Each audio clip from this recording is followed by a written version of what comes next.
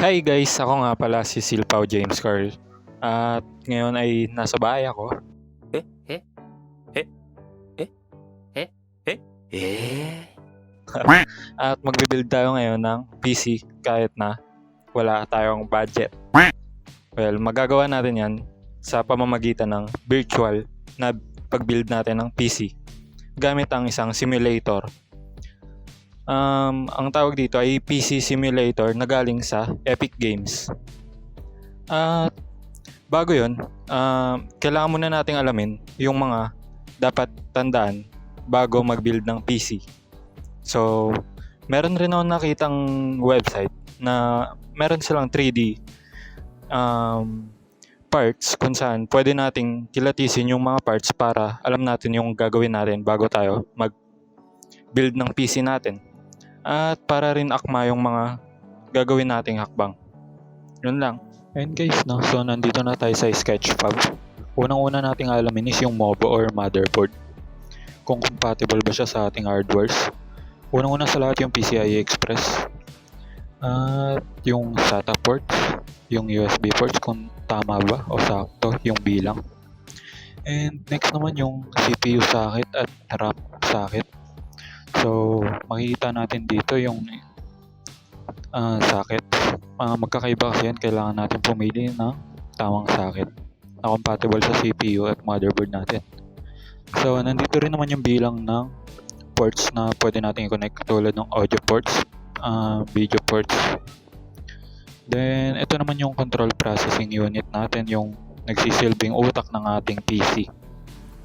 Yan, no? So, at yung GPU naman, dito ginagawa yung graphics na lumalabas sa ating monitor. Nga pala yung motherboard is puso ng ating PC. So next naman is yung RAM. Dito, ito ang short-term memory ng ating PC. Dito na-store yung mga temporary datas na kailangan natin tuwing pinapandar yung PC natin. Next naman yung storage devices, katulad ng SSD at M.2 SSD. So, ayan.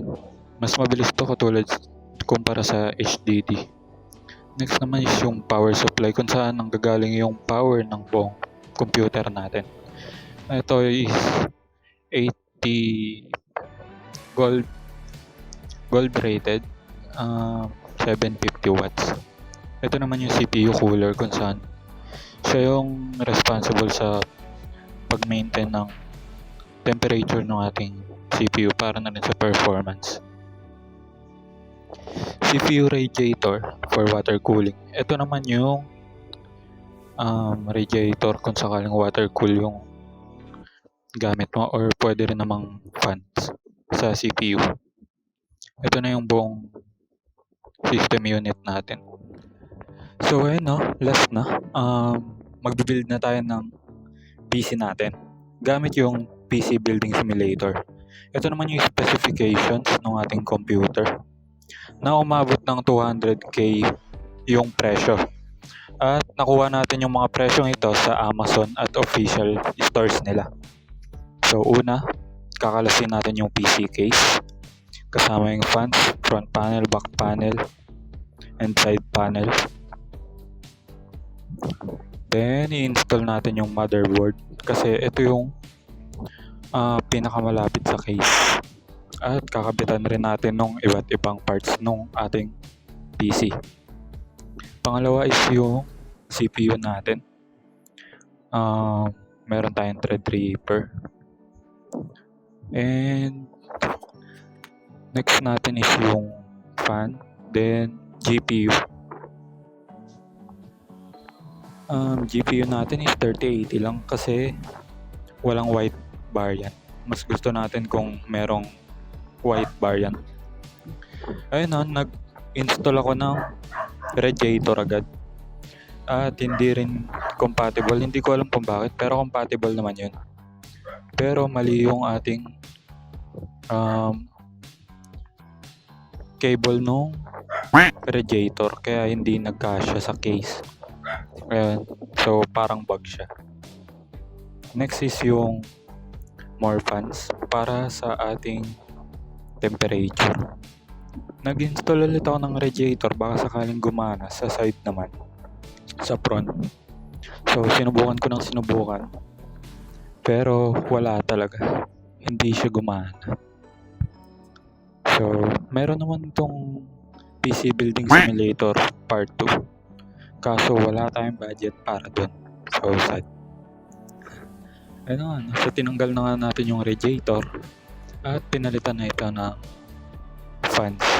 Una, naglagay muna tayo ng CPU cooler na fan na yung gamit, hindi na radiator. So ayun na, naglagay na tayo ng fan pa, dagdag fans para mas preserve yung temperature sa loob ng PC natin.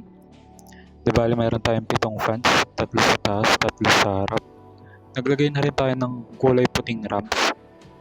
So 4 gig kada isa. Di bali 4, 16 gig. Naglagay na rin tayo ng storage 4 terabyte.